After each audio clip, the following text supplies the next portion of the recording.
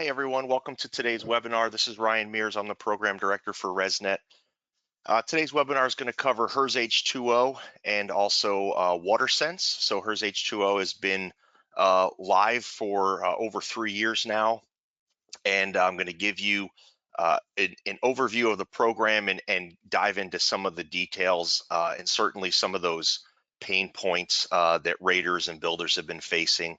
I'll touch on those. If you have any questions throughout, please put them in the questions tab on the GoToWebinar toolbar. And I'll try to get to as many as I can at the end. And I'll also provide my email address at the end in case you have questions that I wasn't able to answer or you want some additional information. So HERSH2O launched nationally in 2021. From 2022 to 2023, we had about a 75% increase in the number of HERSH2O ratings. Currently have over 325 raters and RFIs that are certified to do HERSH2O, 26 accredited rating providers for the program, and over 9,400 ratings since the program inception, including 4,000 of those being last year. And you can see from the map that many of those are, the vast majority are going to be in the Southwest. We initially launched the program as a pilot in the Las Vegas market. So you can see there's a lot of homes in Nevada, but California and Arizona are not too far behind, and we're certainly seeing some expansion now moving into Texas, and we expect some other states in the Southeast are likely to start seeing some ratings as well. So why is HERSH2O and water efficiency important? So just like HERS ratings, HERSH2O can easily be added to a HERS rating. HERS ratings are predominantly done on new construction homes, and in those big new construction markets, 41 out of the top 50 new construction markets are in either a medium high or extremely high water stress. So I wrote an article about this that was published in the Builders Daily a couple of weeks ago, and there's the link is here, and we'll share these slides after the presentation. And one of the important things to note is that, you know, energy sources are much easier to come by in terms of solar and wind and conventional energy sources can be built as higher energy demands happen. But new water resources are a lot harder, and they're often a lot more expensive to come by. You know, there's examples in Utah where a jurisdiction stopped all new construction permits because they did not think that they had the water resources to support any additional homes being built there. And that's a reality, and it could be a reality for many other locations as new homes are being built. It's putting increasing stress on water utilities to meet that demand.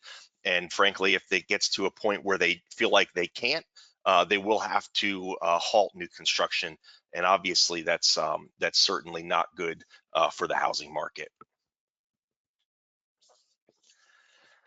So as an overview for HERSH2O, it's based on a RESNET standard, ANSI RESNET ICC 850.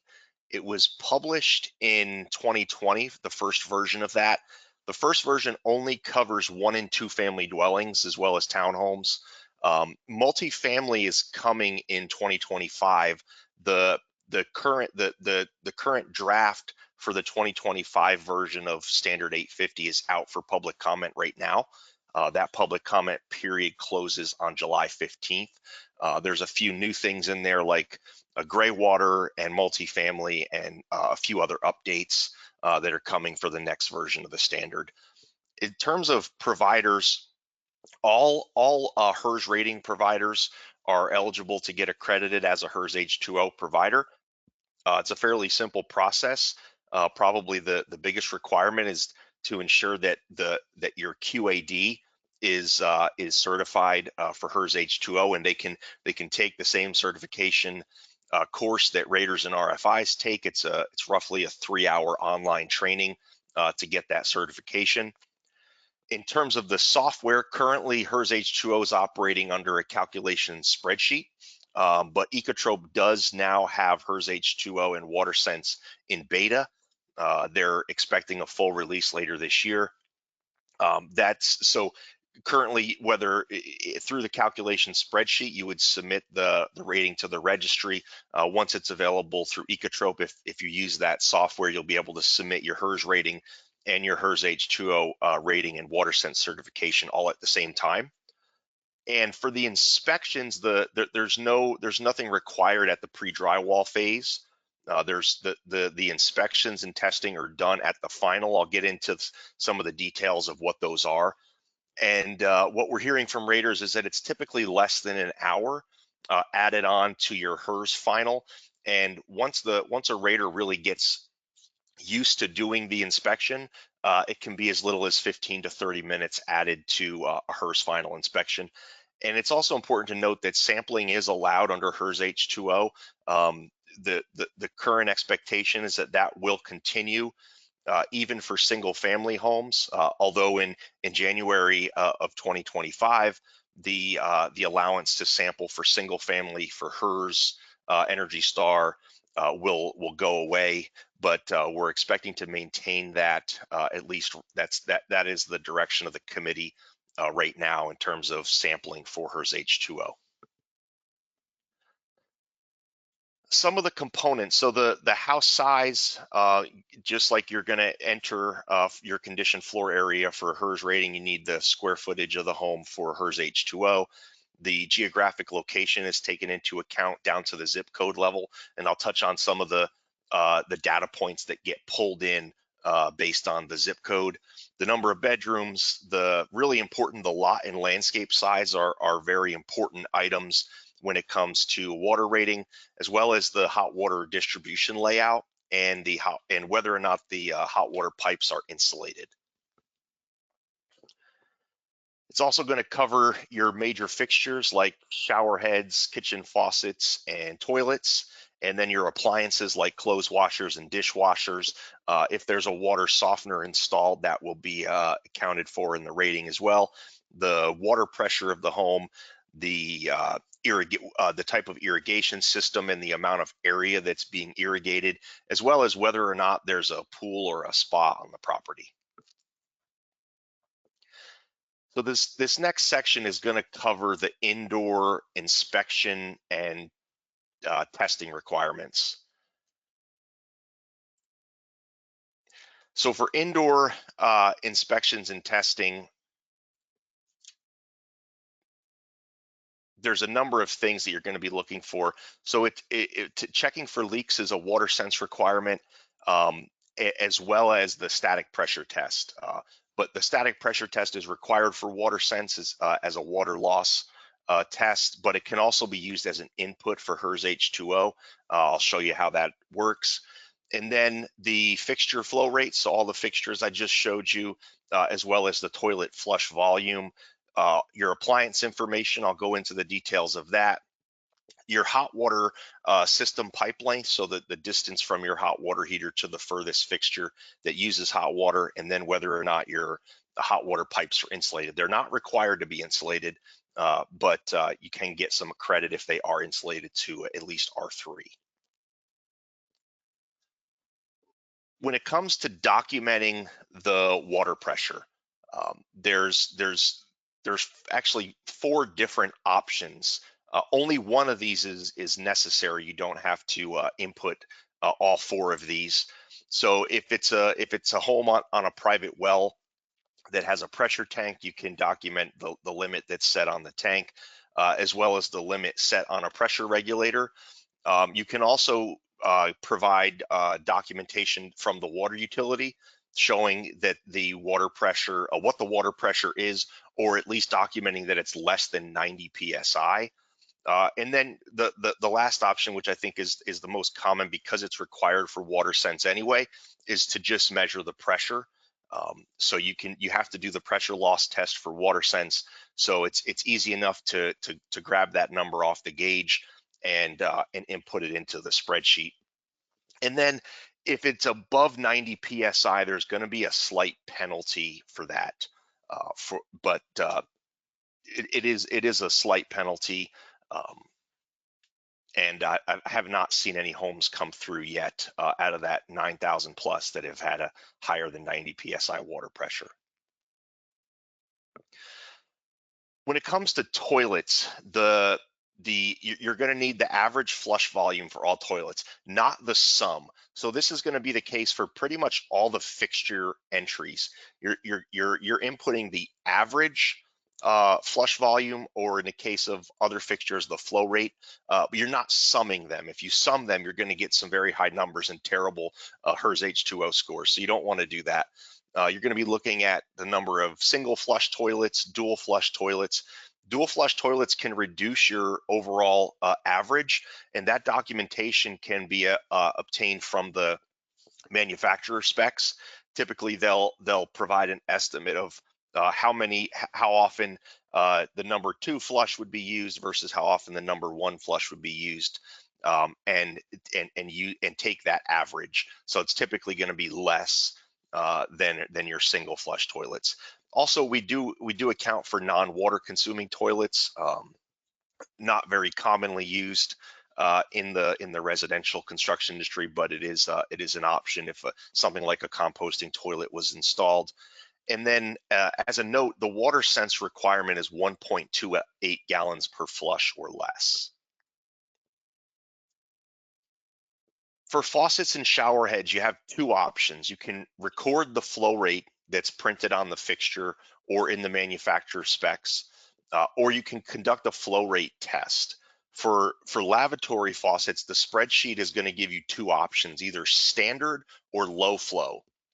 Low flow is 1.5 gallons per minute or less for your bathroom faucets, and that is the requirement. If the faucet is a WaterSense labeled, then that it would be considered under the low flow option. So here's a look at your inputs as far as toilets and faucets. So the flush volume marker, that's a yes or no drop down. This is basically saying that is there a marker on the toilet that says what its flush volume is, and it may or may not be there. You may have to look at the manufacturer specs if it's not there. And then how many, the number of single flush toilets installed, the number of dual flush toilets that are installed, and then the volume for each of those. And again, that's going to be average volume, not a sum of the volume. Whether or not there's a non-water consuming toilet installed and how many. And then for your shower heads, lavatory faucets, and kitchen faucets, what is the average gallon per minute flow rate for all of those? For appliances, so in this case, we're looking at dishwashers. These 3 items at the top here in yellow on the spreadsheet are required. So you need the make, the model, and then the capacity is going to be either compact or standard. For most single family homes, it's going to be a standard size unless it's a very small home and they decided to install a compact dishwasher. Once the standard incorporates a multifamily and we start seeing ratings on the multifamily side, it might be more common to see a compact dishwasher. Then you have an option. You're either going to enter in the gallons per the gallons per cycle for the dishwasher, or you can enter the data from the energy guide label. And I'll show an example of that on the next slide. So here's an example of where to find the data on the energy guide label. So you don't have to do both of these. If you have the gallons per cycle for the dishwasher, you can just input that and move on. If you don't have that, you can then use the energy guide label to determine all of those other data points in rows 54 through 59. You can pull that from the energy guide label, and the spreadsheet will do the gallons per cycle calculation for you. When it comes to clothes washers, it's kind of similar. So the only difference with clothes washers is that it's less common that the builder is going to install the clothes washer. It's more often than not, the ratings that we're seeing don't have a clothes washer installed by the builder, and in those cases, you can just mark not applicable under the make and model. And then for the capacity and the integrated water factor, if the builder's installing a clothes washer, you can enter that information from the specs. If not, you're going to use the default value. So the two numbers I have displayed here are listed in the spreadsheet, and those are the default values for capacity and integrated water factor. Those, so that it's not going to, it doesn't hurt the rating. So those values are the same as the reference home. So you're not losing any points. But not installing a clothes washer can hurt the builder in the sense that it's an opportunity to save water that's not being utilized. And when it comes to meeting WaterSense, sometimes having even a half decent clothes washer installed will be the difference between being able to achieve WaterSense and not. So again, we're commonly seeing that this is not installed, and most ratings are just using the default values. But it is an opportunity because the clothes washer is a significant water user in the home. There is an opportunity there to save and achieve that WaterSense label. Similar to dishwashers, you can enter the information straight from the energy guide label, the make, model number, capacity, and the integrated water factor. Also have a link here for the DOE's compliance certification database. That's a good resource if you're trying to find information on clothes washers, dishwashers, or many other appliances in terms of their energy and water usage. So for the hot water system, you're looking at the system pipe length. So that this is most likely you're going to be recording this information for the HERS rating anyway. That's one of the benefits of having a HERS H2O in Ecotrope is that some of these entries that you have to make in the spreadsheet are duplicate entries that you've already made for the rating, for the HERS rating. So it does simplify it a little bit with some fewer entries as it's integrated into Ecotrope. But the hot water system pipe length, the distance from the hot water heater to the furthest hot water using fixture or appliance, whether or not the pipe is insulated. This question is specific that is it insulated to R3 or more, or is it not? And then if there's a hot water recirculation system, you would select yes. And similarly for drain water heat recovery, you would input that data as well. So when we're talking about indoor water consumption, what are some of the ways that you can reduce consumption and improve the score? So for toilets, you want to look for WaterSense labeled toilets. It is a requirement. If you want to achieve the WaterSense label, you do have to install a WaterSense labeled toilet anyway. And I'll touch on the requirements for WaterSense near the end. Dual flush toilets, as I mentioned, can further reduce your overall flush volume. For shower heads, again, WaterSense label. If you're going for WaterSense, it's required anyway. Having multiple shower heads in one shower compartment is going to increase your average overall. So that's something that builders should avoid. For bathroom faucets, again, the WaterSense label. For kitchen faucets, you're going to be looking for lower flow models, typically 1.5 to 1.8.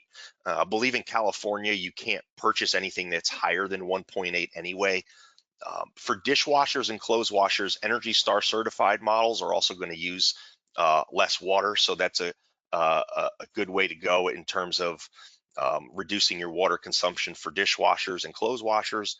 And for hot water piping, I'm sure as most raters know that reducing the distance from the hot water heater to that furthest fixture is going to reduce your energy and your water consumption.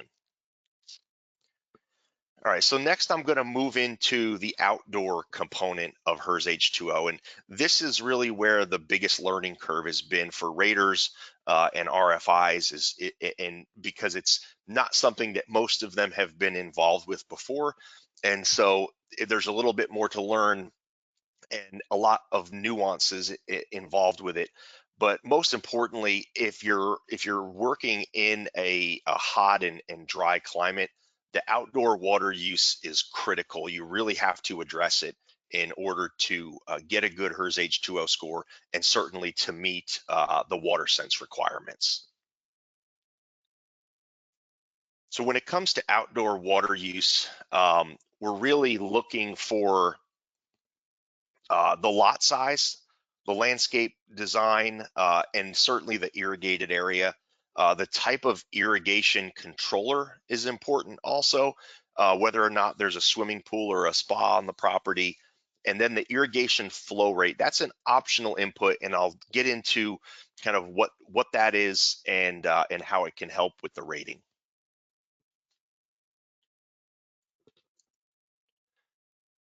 Since there's such a learning curve for a lot of raters on this side, I wanted to just start off with what are the key components of most irrigation systems. So you've really got four things. Your controller, is it an automatic controller or a manual controller? So does the controller allow you to just turn it on and turn it off, or is it set to some kind of a schedule? Is it a smart controller that's based on weather data or soil moisture content or something like that? And then how many zones is that controller controlling? Then there's different types of emitters and spray heads. So there's above ground, there's a below ground, there's drip style, there's pop-up, and then there's pop-up stationary ones, and then there's rotating spray heads as well. I'll show a couple examples of those. The backflow prevention device, and then finally the control box. So all the valves for each zone are going to be in your control box, and the controller is what controls those valves. Here's just a few examples of, so on the top left, drip irrigation, on the bottom left, a subsurface drip irrigation example, and then on the top right, a pop-up stationary spray head. So it pops up out of the ground, but it doesn't rotate. On the bottom right is a pop-up version that also rotates. This is probably the thing that I've received the most questions on since HERS H2O started. How do we determine the irrigated area?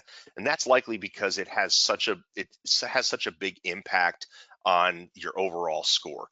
So the first thing that has to be done is to determine what is the lot size in square feet. And you'll notice on this plan here, it actually tells you the lot area is 5,290 square feet.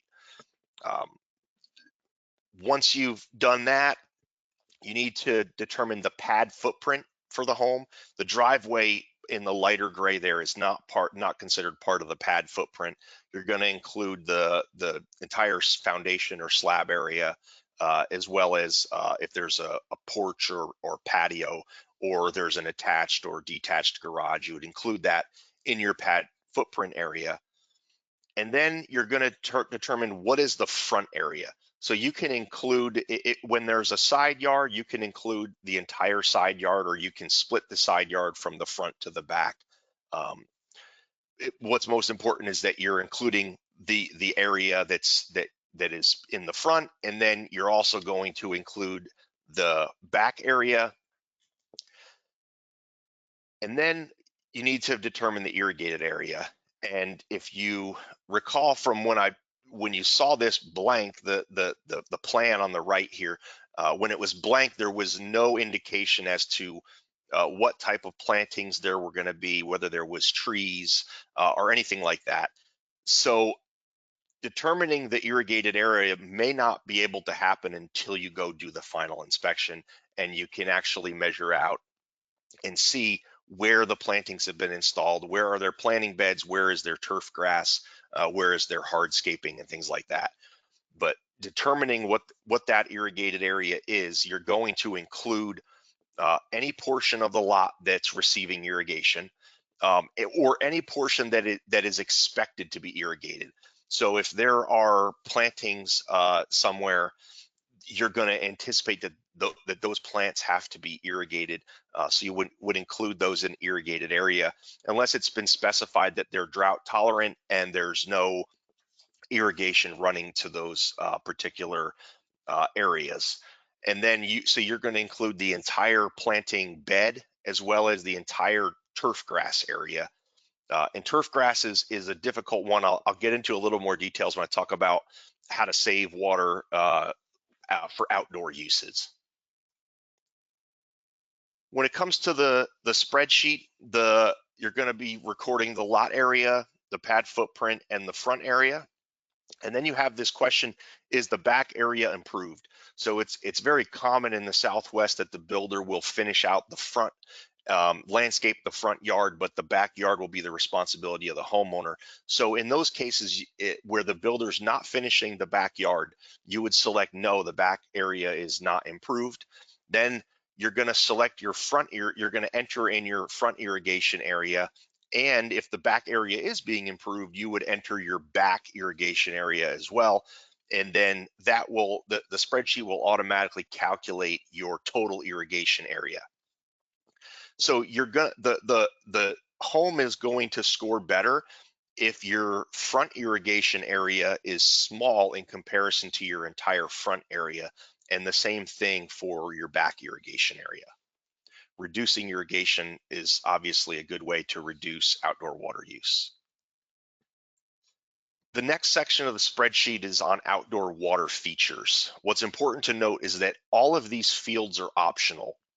You do have to select yes or no as to whether or not these items are there, but they're not required. So in other words, the home doesn't have to have an automatic irrigation system. It doesn't have to have an irrigation audit. It doesn't have to have an irrigation weather controller, and it doesn't have to use RICE in terms of the flow rate of the irrigation system. But if it does, the home can gain additional credit and ultimately help in achieving the WaterSense label. Another thing that's important to note that's come up in some of our pilot and field testing is that some builders will install a Wi-Fi capable irrigation controller, but if they haven't installed the Wi-Fi module, that wouldn't be considered a smart or irrigation weather-based controller if they haven't actually installed the Wi-Fi module, and that's something that the homeowner has to purchase and install after they move in. Again, the RICE is an optional field. It's the entry that's required is a gallons per minute flow rate. So RICE stands for Residential Irrigation Capacity Index. It's something that was developed by the Southern Nevada Water Authority, and it's one of the uses for it in HERSH2O is to estimate irrigation without the rater having to have some in-depth knowledge about the plantings. So essentially there's an assumption that the irrigation installer is going to install a system that's designed to meet the needs of the plants that the landscaper has installed. And all we're interested in is with all of those irrigation valves open, what is the gallons per minute flow rate? So that's what gets entered into the spreadsheet. Now I touched on this already. What if the builder is not landscaping the backyard? They're only going to complete the front yard.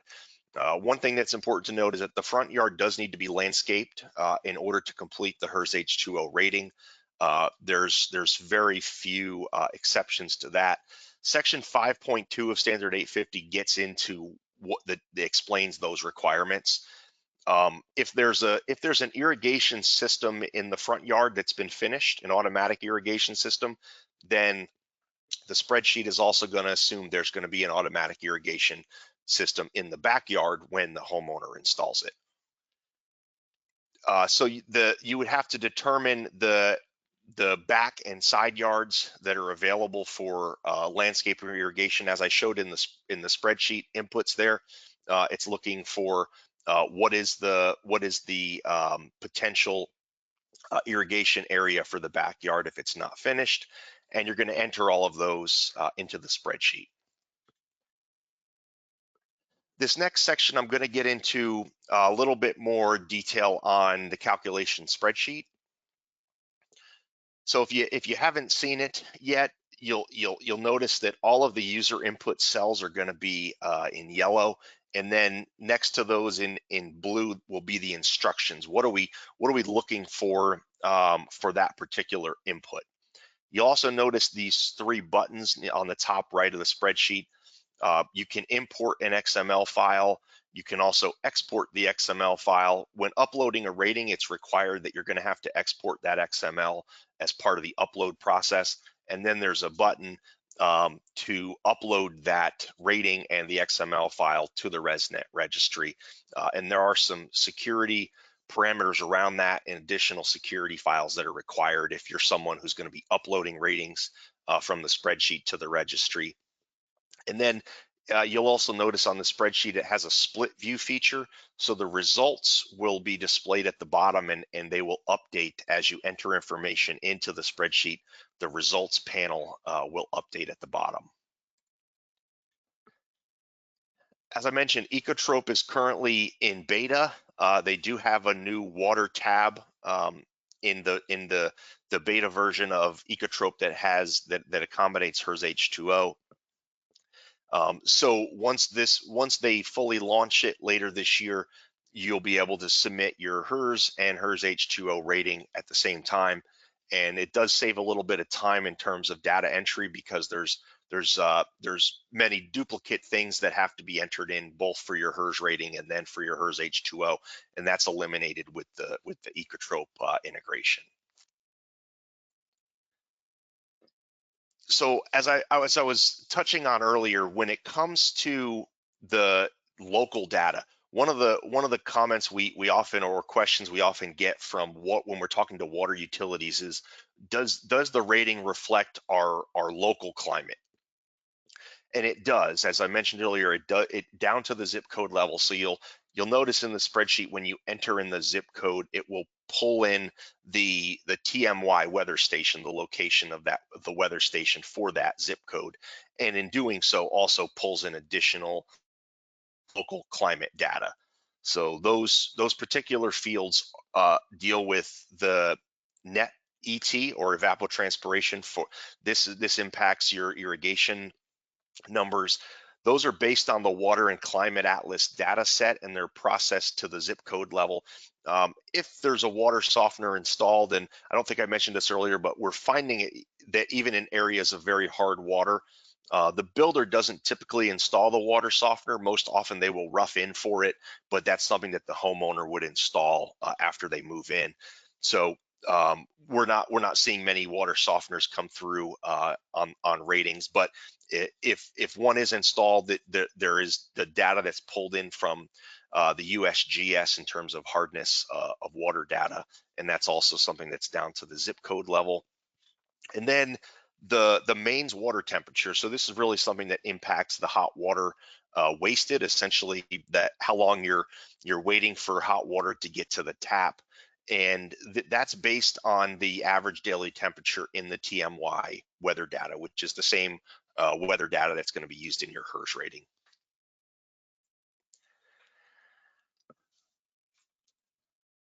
So as I mentioned earlier, the results will be shown at the bottom of the spreadsheet. And you can see that it's going to provide an estimated annual reference water use, as well as the average, the estimated annual rated home water use, and then how much water you saved. And then there's this row 117 has the annual water cost savings. And this comes from the water cost input that we have here in row 100. That the default that you will see in the spreadsheet is $5 per CCF. So a CCF is around 750 gallons of water. It can be, so the default can be left in there, but if you want to be able to provide a more local specific cost, you can get that information from the local water provider. Determining the cost can be difficult, especially when the water provider has a tiered structure. but you can help, you can use the results section to try to estimate where that home is likely to fall within the tiered structure. It gets even more difficult if there's a separate charge for irrigation versus indoor use and things like that. But you can use these estimates, this annual rated home, what 113 gallons per year is the annual estimated water use.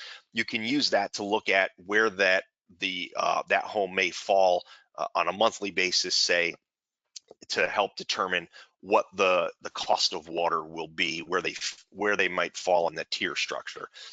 There's the standard 850 has a lot more details on determining the water and essentially determining water and sewer costs.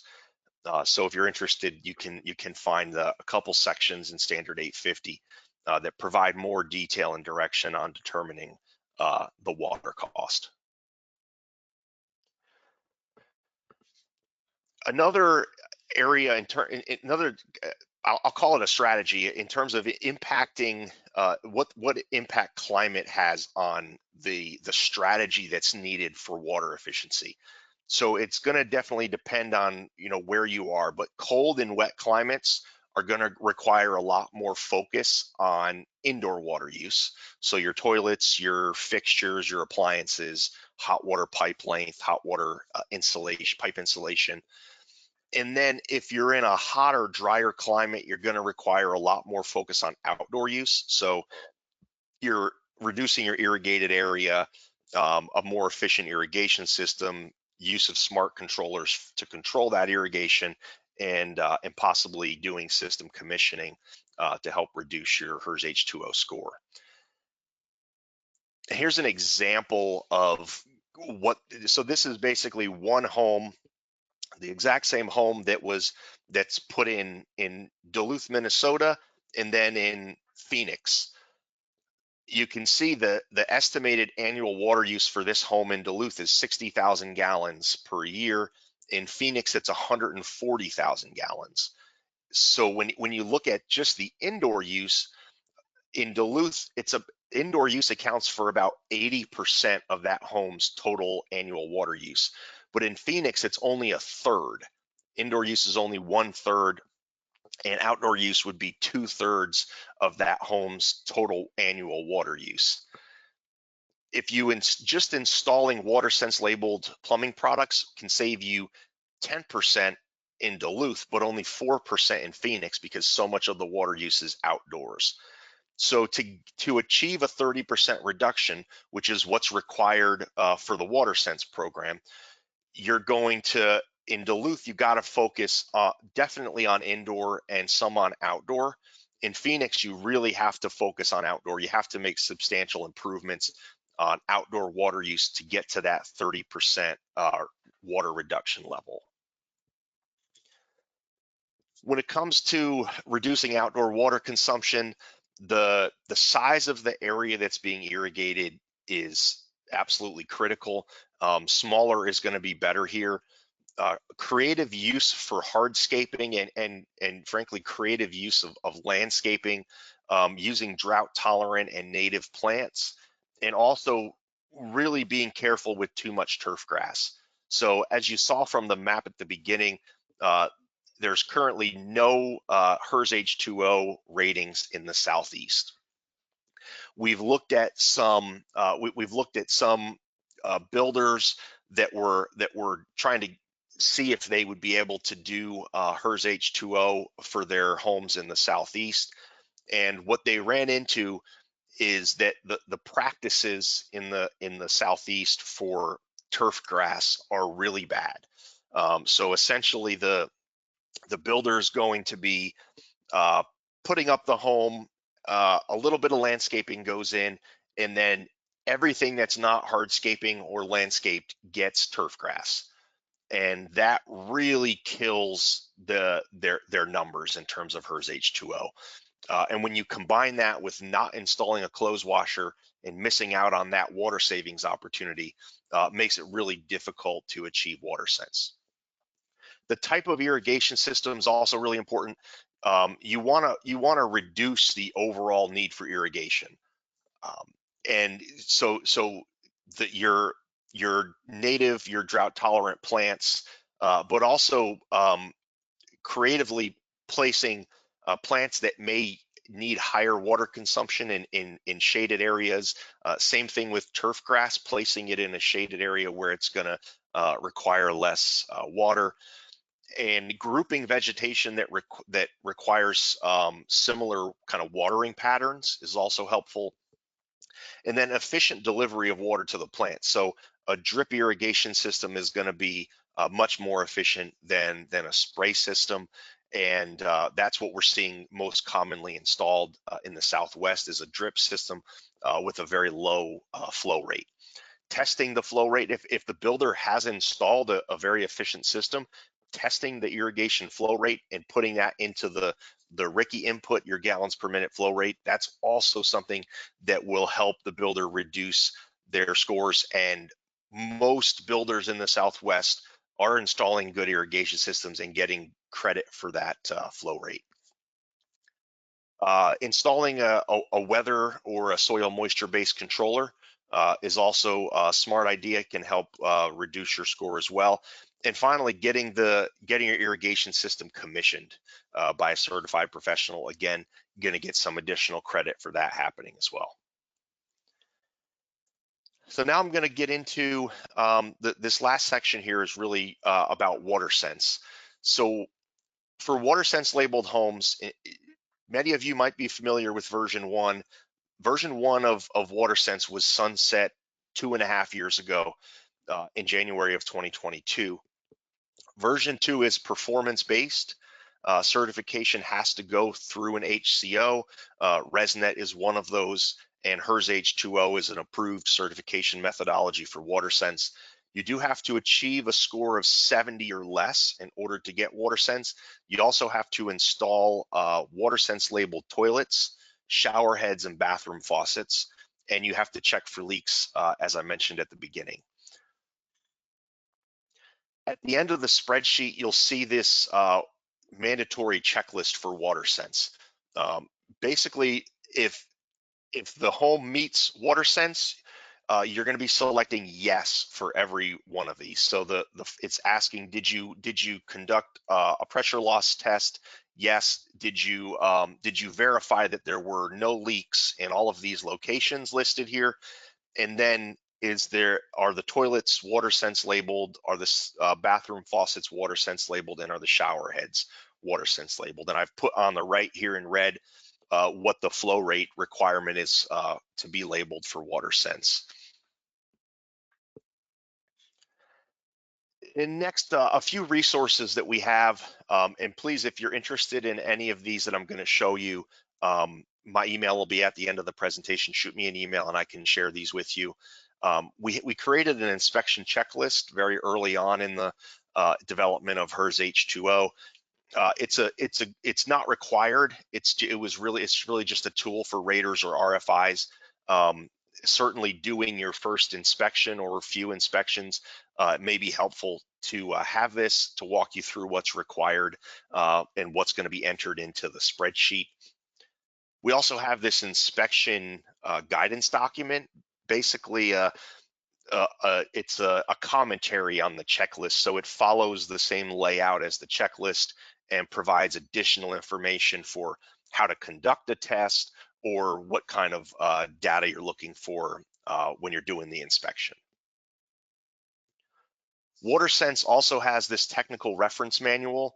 It's got detailed guidance on all aspects of the WaterSense program, specific strategies for improving water efficiency. I've provided the link here. That'll be in the slides when we share them after the webinar. And then the certificates and labels. So there is a HERSH2O certificate you see here on the left, and then the WaterSense sticker and the WaterSense certificate on the right. These are generated through the RESNET registry.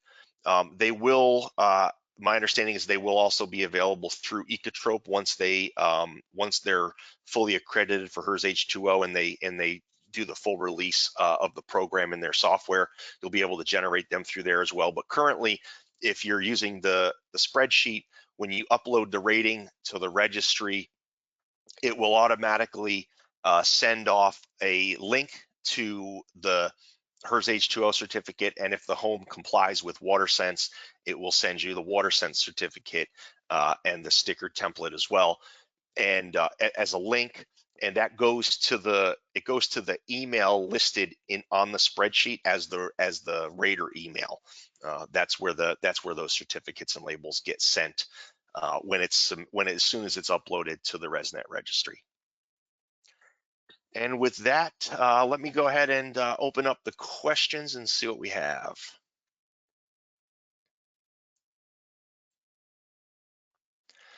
All right, first question. Is there a mechanism to verify the energy guide matches the model that is installed? It says, on occasion, I've seen the wrong energy guide placed into an appliance, whether intentionally or inadvertently. There's not a requirement for it. I don't know of a mechanism to verify if the energy guide is correct. I would suggest using the DOE CCMS database in order to verify, though, that the data appears correct in terms of what's on the energy guide.